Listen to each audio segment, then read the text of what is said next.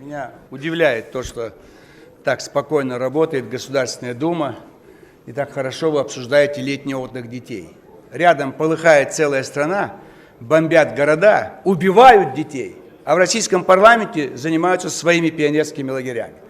Это, я считаю, кощунственно и чудовищно. Хотя подождали бы еще пару недель, пока разбомбят все города Юго-Востока, и там хоронить будем, помогать. И про наши пионерские лагеря на будущий год позаботимся. А пока мы создали ситуацию, когда гибнут дети Украины. Вот что они сами пишут о себе, я быстро прочту. Опозорились на весь мир. Сотни погибших, застреленных, сожженных, забитых. Сотни инвалидов, тысячи раненых. Разгромили собственные города, привели к власти олигархов. Безвозвратно потеряли Крым. Экономика на грани развала. Западные друзья в кавычках присвоили Украине рейтинг Б3 мусорный. Создали политический кризис, влезли в огромные долги. Украина стоит с протянутой рукой. Сократили пенсии и соцпособия. Рассорились с Россией. Вернули высокие цены на газ, плюс 73%. Вооружили националистов. Потеряли юго-восток Украины.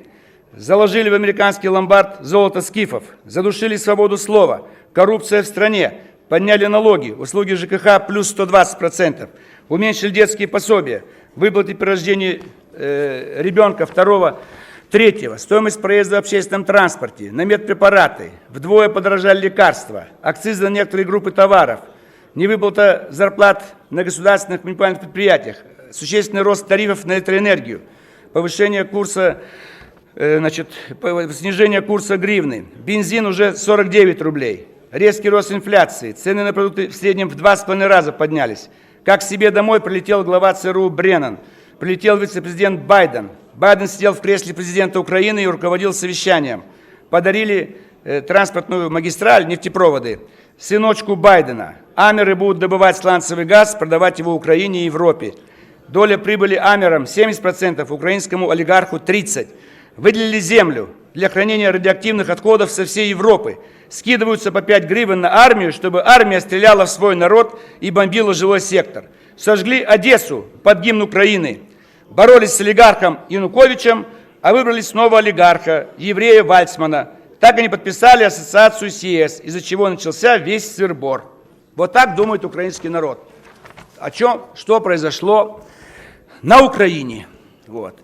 И есть доля нашей вины. Это события на Украине, это продолжение 5 русских революций. Вот 6-я русская революция развернулась на Украине. Ее там никогда не было. Все делал Петербург или Москва. А теперь они созрели, чтобы провести свою украинскую революцию сразу вместе. 905, 217, 91 и 93. Все в одном флаконе. За 6 месяцев. 5 революций. Даже за 5. С ноября там по, допустим, март. Я понимаю, Сергей Евгеньевич, но считаю неприличным, когда депутаты по мобильникам говорят. Если у вас мобильные телефоны работают, на улицу, господа депутаты. Горит Украина, а вы свои коммерческие дела решаете здесь, в зале заседания Государственной Думы. И друг с другом обсуждаете вечерние ваши мероприятия. Без совести не имеете вы, депутаты Русской Государственной Думы. Это из-за вас горит Украина, из-за вас миллионы жертв, из-за вашей Октябрьской революции, Февральской революции, 91 год революция и 93 год. Это вы расстреляли парламент, а теперь расстреливают Одессу, Краматорск, Донецк, Луганск. А вы сидите летний отдых.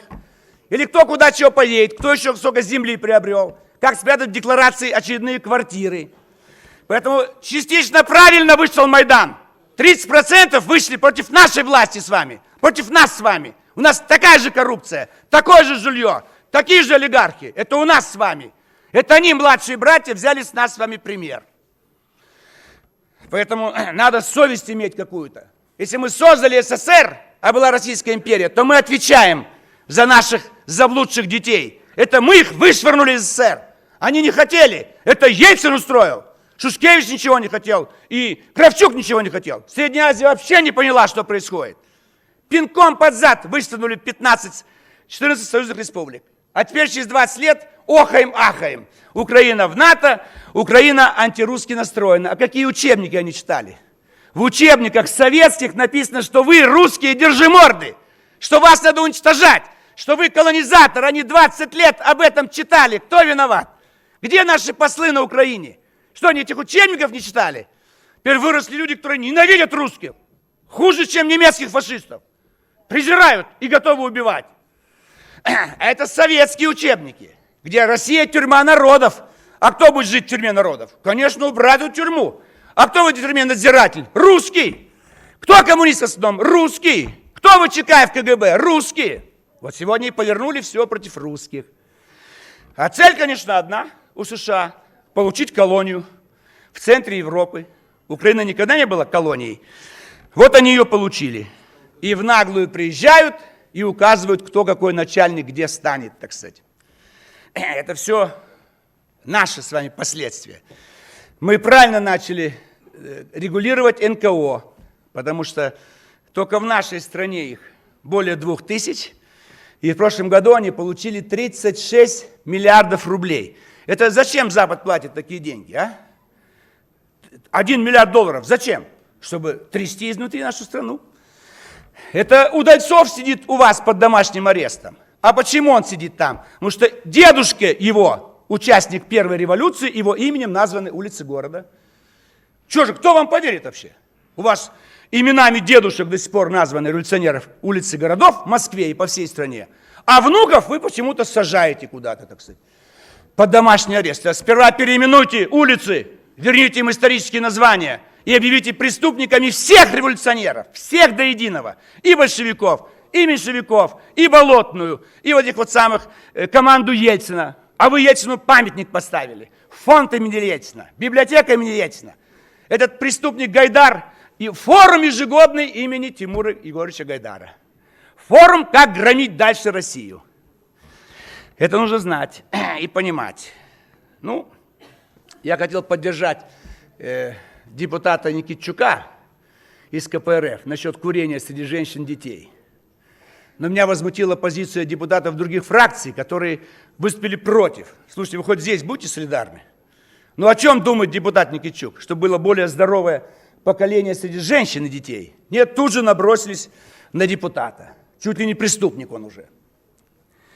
Если возвращаться, это я в плане солидарности. Мы все говорим про солидарность, но даже в этом зале, я понимаю, мы разные партии с разным мировоззрением, но в одном-то можно быть солидарными, что курение, алкоголь, наркотики – это яд, это отрава. И здесь бороться нужно единым фронтом. Но когда дети слышат, что в Думе есть депутаты, которые не против того, чтобы снова разрешить кое-где курить, думают, а зачем нам бросать? Вон сами депутаты требуют уже закон скорректировать. Совесть есть у этих депутатов? Я бы что сделал бы? Лишил бы мандата вот за это. Не этого старшего Гудкова за какие-то там дела в Болгарии, там какой-то бизнес.